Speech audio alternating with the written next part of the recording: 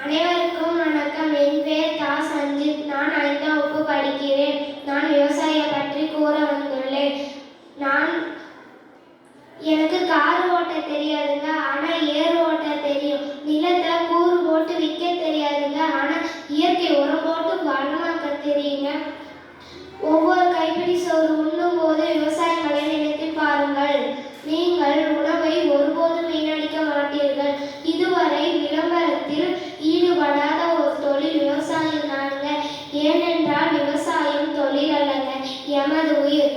உணவு அனைவருக்கும் வேண்டும், ஆனால் யாரும் விவசாயம் செய்வதில்லை. தண்ணீர் அனைவருக்கும் வேண்டும், ஆனால் யாரும் அதை சேமிப்பதில்லை. நிழல் அனைவருக்கும் வேண்டும், ஆனால் யாரும் மரம் வளர்க்க மாட்டார்கள்.